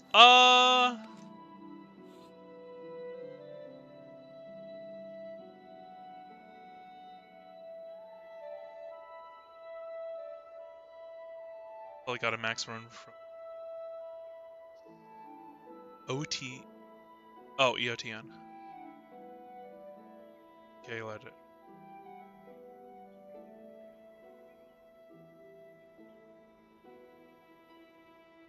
See, you're used to getting.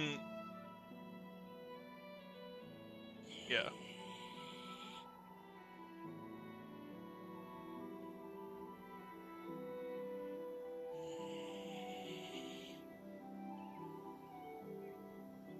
I have a shitload of gold. Bit of getting hourglass stuff. I have the north.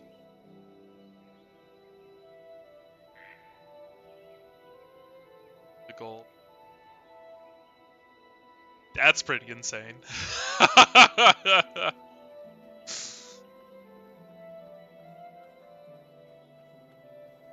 It's like, I mean, this black dye is cool, but it don't pay the bills, so, like, why am I keeping it?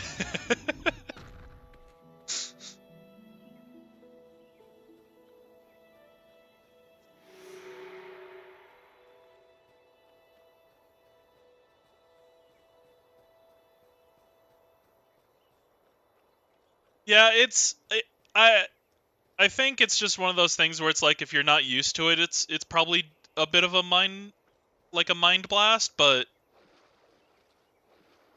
if you've played enough of the game, it probably isn't that difficult to, like, work around things. Where it's like, oh, I can't get a ton of gold and then go straight to, like, Kaineng Center, so to speak. But Sanctum K exists, so it's like, oh, I'll just go to Sanctum K and use slightly worse armor.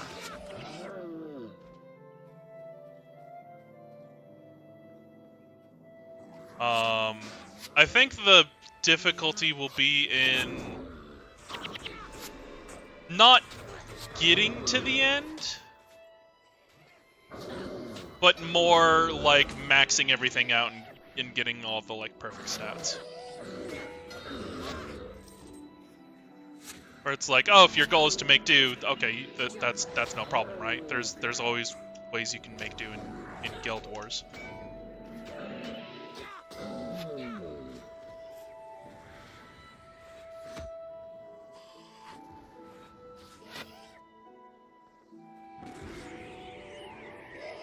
Instead of having 1100k gold, I have 0 to start with.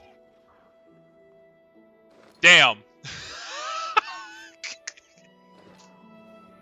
See, that's an insane number to me because I have never had above, like, 30k, 30 plat at any point.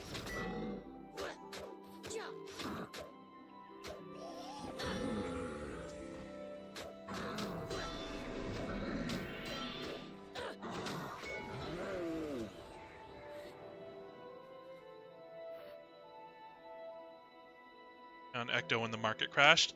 That's insane. See, that's insane to me. Because I've never played Guild Wars for that amount of time.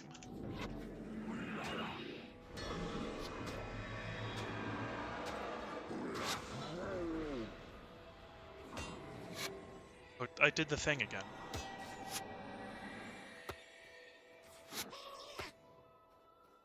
Yeah, I've never played. The most I've gotten in, the furthest I've gotten in Guild Wars is on my ritual list.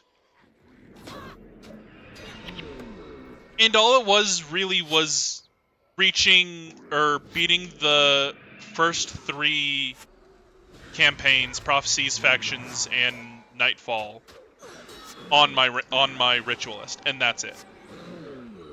I remember I tried to do a mission once, and it was like, I think it was the cleansing Minister Cho's estate.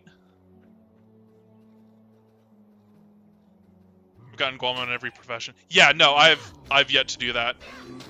In fact, I haven't gotten, I didn't get my first Legendary Defender of Ascalon until like a month ago. When I actually looked into it and realized, oh hey, I can actually do this.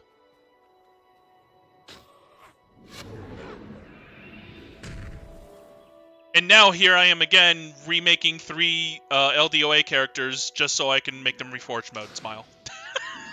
Because I'm stupid like that.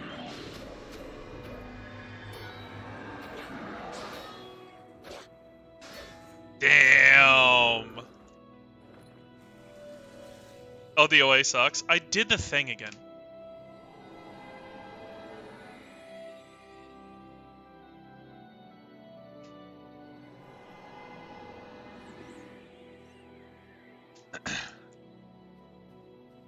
I don't mind LDOA. It's boring, but like that's about it. Like the most you get to play the game is all the way up until level 14, and once you get to level 14, it's just time to do the most mindless shit over and over again, while putting on a 8-hour TED talk in the bathroom. Even with the dailies and Reforged changes, LDOA still sucks. True. I think it's a lot easier on Reforged just because getting to level 10 is so much easier. It's level 10 that's the problem, right? 14, isn't it, to level 16 or level to 10? So it is. So how it works is you farm to 10. Once you're at 10, you can farm char to. Once you're at 10, you can get Vanguard quests, which give you increased armor. Then you farm char to 14, and then once you get to 14 and can no longer farm level 8 char, you hold on to the Farmer Hamnet Vanguard quest, and you sit in Foible's Fair, and you leave Foible's Fair, and you kill 2 bandits, and then you resign back to Foible's Fair. And you do that over and over again, all the way up to level 16. At level 16, you do all of the side quests that you have available, because level 16 is the biggest, the roughest part of this. Char dailies from 10 to 16, yeah. Then I did side quests. Yeah, you do side quests at level 16 regardless, and then you top off. And then you top off at level. Then you do, yeah, did Hamnet to 20. Yeah. You can do Hamnet at level 14. Because at that point, the only experience you get from doing Char is from the bosses. And it's just easier to do Hamnet at level 14 at that point, since you don't get any experience from the majority of the Char available. There's a Char daily there, though? Yeah, but the Char daily isn't as good as Hamnet, because Hamnet is run out, kill 2 people, resign, run out again. At level 14, the only reason to do Char is to get bags or salvaging kits from the bosses.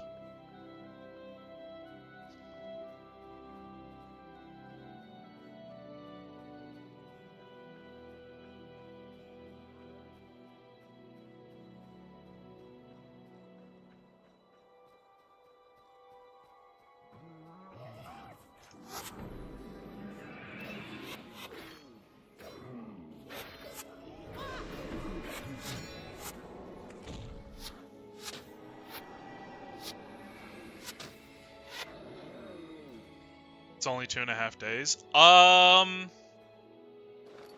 About. Even Swim that way sucks lol. Yeah, it's literally... I think I did it once on stream. And it was like, here's this 10-hour stream of like me just doing bullshit. LDOA. See, when I originally got into Guild Wars, and I heard that was the way to do it, I was just like, I'm never getting this. I'm never doing it. I'm never doing it. I'm never death leveling to LDOA. That sounds awful.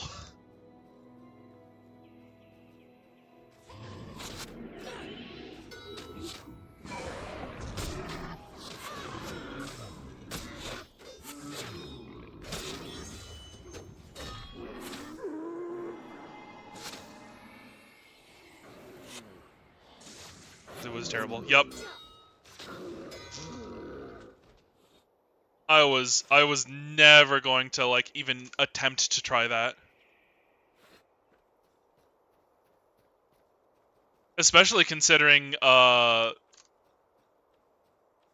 Factions is probably like my most favorite campaign. I'm just like, why would I ever like do any of this when I could just make a Factions character smile?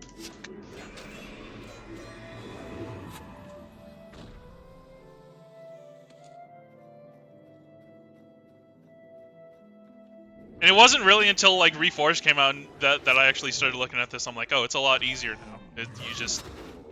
You just do the most monotonous thing ever, which I'm completely used to, having done the most monotonous, like, gotta play every day type of bullshit that Guild Wars 2 has available. Because now I'm just used to that type of stuff.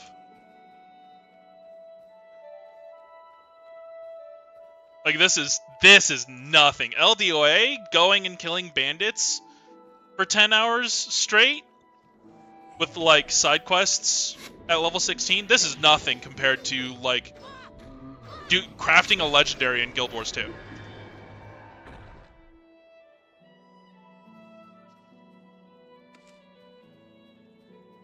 Where it's like, oh, you need to do this one thing every day in order to make sure you have enough of this one item for, like, 1/15th of a part of this legendary.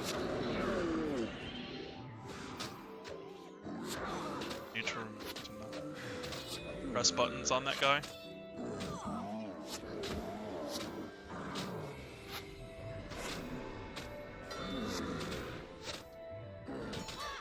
Sky scale grind? Sky scale grind was weird for me. It wasn't bad, I guess. It was fine. Bought the food and lamp. I looked at that, I was like, man, that looks expensive. I guess I'm just doing this BS. I guess I'm just doing this. I looked up a guide, I was like, just tell me what to do. So I can get this.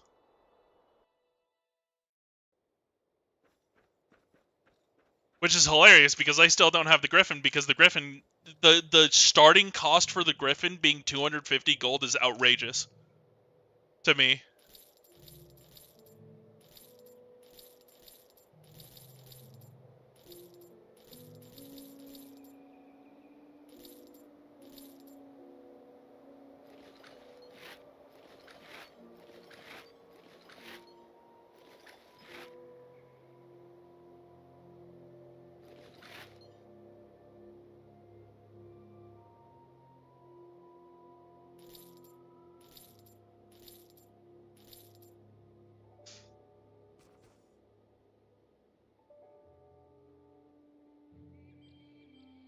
Did they really nerf Reba? That's hilarious if they did.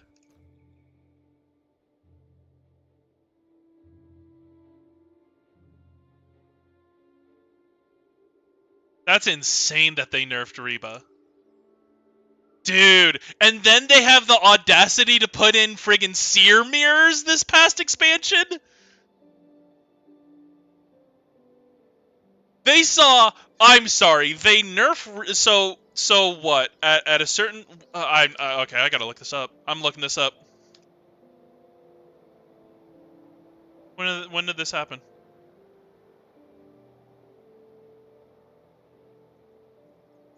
2 months ago, does no one run Reba anymore? No.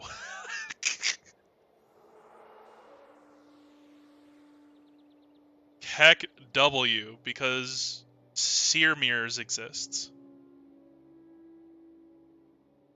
Silver Waste's used for farming. Okay. Then I'm guessing Silver Waste's nerf? Let's try that.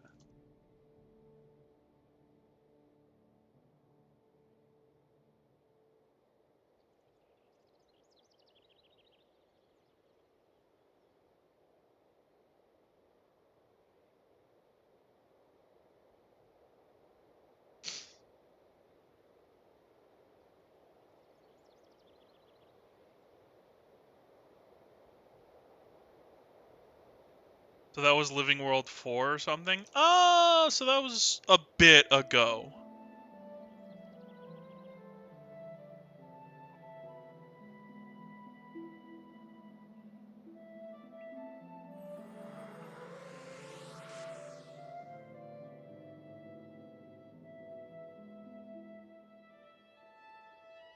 So wait, when did I... Okay, no. That makes sense.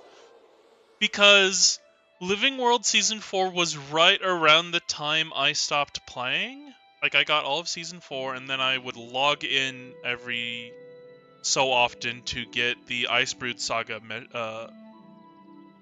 episodes. And then after that, I didn't have the money for End of Dragons, so I just stopped playing.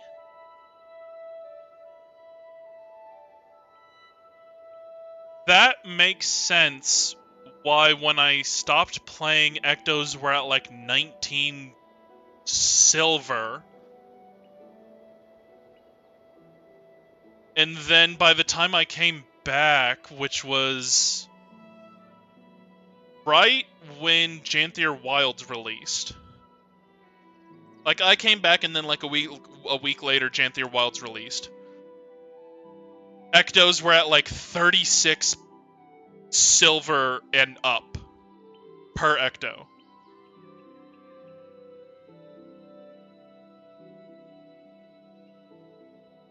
But Janthier Wilds never played it. Yeah, that was what? That was last year? Yeah, that was last year, right around December, because I got End of Dragons, and then I got Soto, and I got End of Dragons in November of 2014, or 2024. Then I got Soto and Janthier Wilds in like December or early January. I don't think I finished Soto. There's not really... I finished Soto probably because, one, it was something to do, and two, there was probably a random relic that I wanted, and that's about it. Because their story patches are stupid. Yeah, I don't... The story is... The story since End of Dragons has been pretty whatever in Guild Wars 2. It's been, like, super whatever.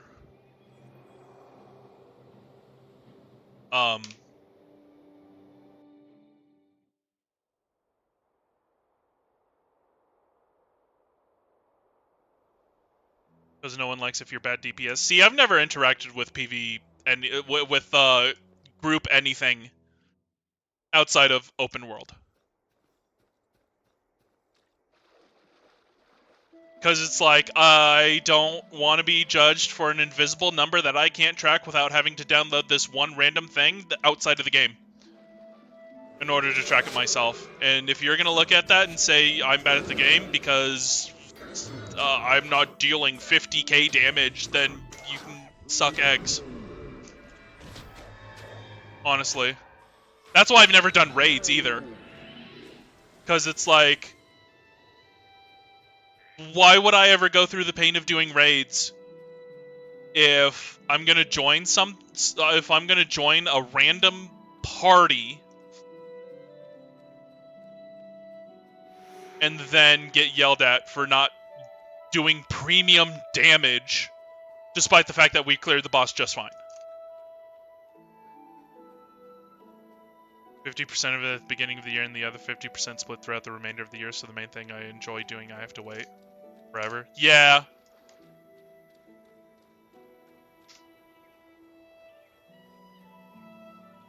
That's pretty weird. I remember I played through Janthier, or not Janthier. I played through Visions on release. And it was really weird when it's like, hey, this story is happening, and now there's no more to play.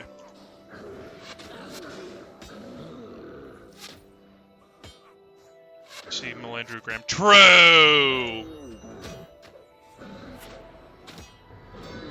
Yeah, ever since... I'm gonna be completely honest. Ever since they released, Reforged, I've just been playing Guild Wars. Guild Wars 1, because I fucking love Guild Wars 1.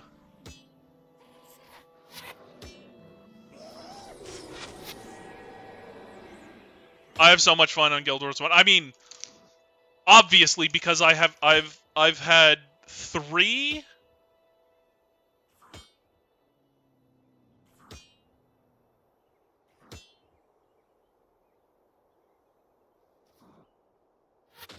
Okay. That was extremely loud for where it was positioned. I've had the 3 LDOA characters that just because they weren't Reforged mode, I friggin' transferred all of their stuff off of them and then deleted them just so I could remake them in Reforged mode. I think I like playing this game. I think I like playing Guild Wars.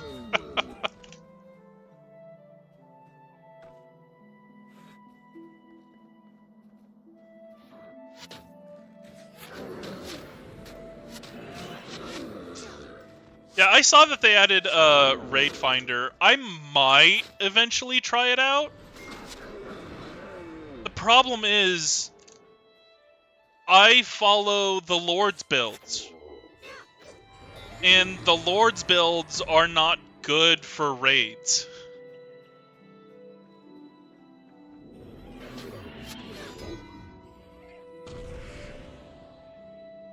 They are good for doing everything yourself in as much content as possible.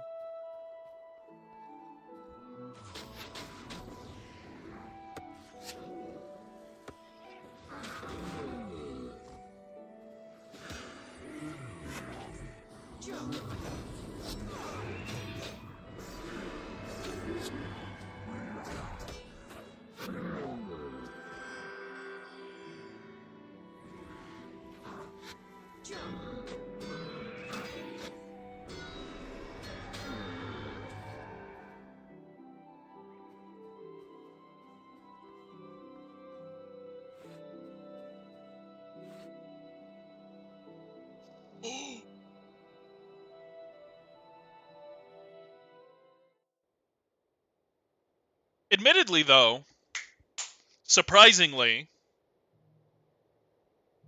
the Lord has bestowed knowledge of specific power builds that I'm able to translate into other power builds. Oh no, I need to rescue Footman Tate. Alright, well.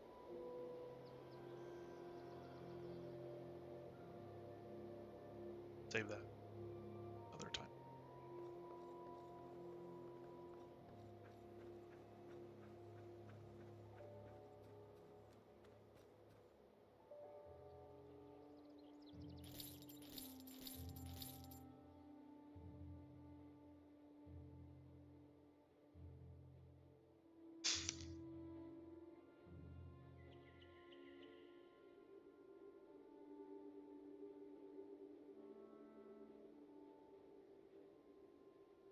Okay, so, anyway, I've gotten to level 10, that was the point. Now, because I'm level 10, I can get Vanguard missions. And while I explore out in the world, I get increased armor. Which is a lot more armor than you would normally have. And now we can go farm Char. But I'm not going to do that right now. that will be it for me for today. That'll be all. And I thank you for watching. Goodbye.